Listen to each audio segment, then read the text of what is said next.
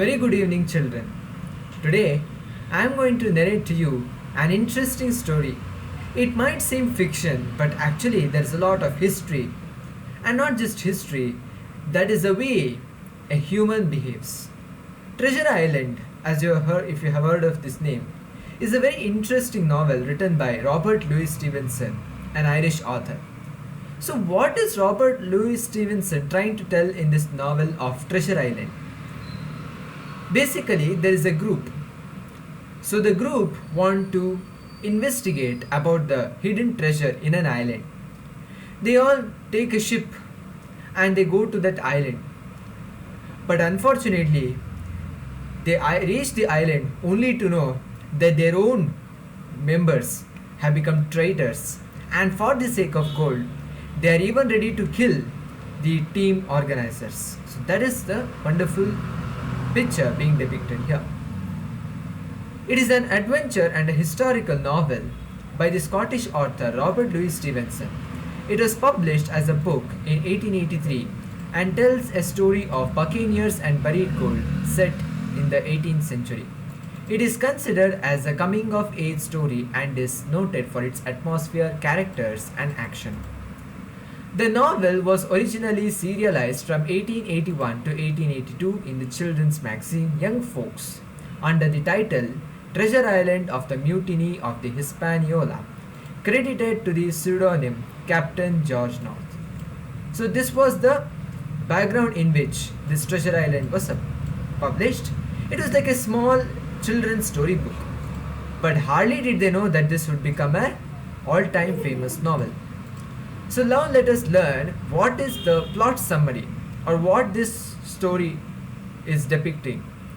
In the mid 18th century, an old sailor who identifies himself as the captain starts to lodge at the rural Admiral Benbow Inn near Bristol.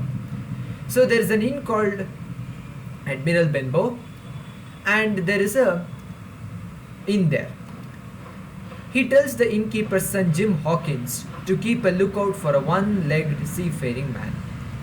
So there is somebody called as captain who barges inside the hotel, and he asks this innkeeper called Jim Hawkins to keep an eye on the one-legged man. So he's saying a one-legged man is going to come. Just observe what he is going to do in the hotel. Black Dog, a pirate with missing fingers, recognizes the captain as his former shipmate Billy Bones and confronts him. So when two criminals meet each other and they have an old hatred, old reason for hatred, they obviously start fighting, right? So same thing has happened here. Black Dog hated this Billy Bones and both of them start fighting in the hotel. They cut into a cutlass fight, means the sense unstoppable fight. Black Dog flees and Bones suffers a stroke. That night, Jim's father dies.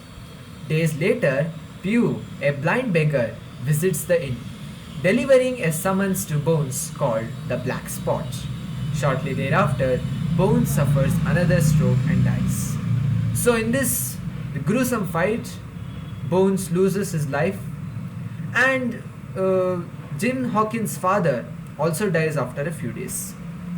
So there's a blind beggar named Pew. He comes to the inn and gives this Billy Bones a black spot. What was this black spot? In olden days, if a pirate did not perform his duty of attacking the ships and stealing armor and treasure, then he would be given this black spot to say that you are no more a pirate and that you are kicked out from the group of pirates. And Billy Bones died because of another stroke. Pew and his accomplices attack the inn but are attacked and routed by mounted excise officers, and Pew is trampled to death by one of their horses. Jim and his mother escape with a packet from the captain's sea chest, which is found to contain a map of the island on which the infamous pirate Captain Flint hid his treasure. Jim shows the map to the local physician Dr. Livesey and Squire Trelawney, and they decide to make an expedition to the island, with Jim serving as a cabin boy. What happens here is, Pew is one more evil guy who hates this Billy Bones. So again, he just tries to barge into the hotel attacks Joe Hawkins and his mother. Unfortunately, Bill doesn't realize that there are a group of army excise officers who had come to collect tax. The horses of these army officers ride over him and he loses his life. Now Jim and his mom, they run, taking this map, inquisitive to know what exactly this map is about and where this treasure is hid. So Dr. Livesey, who is unlike any other doctor, he used to treat patients, especially Jim's father, and Squire Trelawney was one of his mates. So all the three people decide that they have to go to the island. So who are the three people who take up this plan? Dr. Livesey, Squire Trelawney and Jim Hawkins. They set sail from Bristol. Bristol is a city, on a schooner chartered by Trelawney, the Hispaniola, under Captain Alexander Smollett. So captain was named, he was called Alexander Smollett, and so they take a schooner, that is a large ship. What was the name of the ship? Hispaniola. Jim forms a strong bond with ship's one-legged cook, Long John Silver. The crew suffers a tragedy when first mate Mr. Arrow, a drunkard, is washed overboard during a storm. While hidden in an apple barrel, Jim overhears a conversation among the Hispaniola's crew, which reveals that many of them are pirates who were served on Captain Flint's ship, the Walrus, with Silver leading them. They plan to mutiny after the salvage of the treasure and to murder the captain and the few remaining loyal crew. Jim secretly informs Captain Smollett, Trelawney, and Livesey. Arriving at the island and going ashore, Jim flees into the jungle after witnessing Silver murder a sailor for objections. He meets a marooned pirate named Ben Gunn, who is also a former member of the Flint's crew. The mutineers arm themselves and take the ship, while Jim and Smollett's loyal band take refuge in an abandoned stockade on the island. After a brief truce, the mutineers attack the stockade with casualties on both sides of the battle. Jim makes his way to the Hispaniola and cuts the ship and encounters the pirate Israel Hands, who had been injured in a drunken dispute with one of his companions. Hands helps Jim beach the schooner in the northern bay, then attempts to kill Jim with a dagger, but Jim shoots him dead with 2 pistols.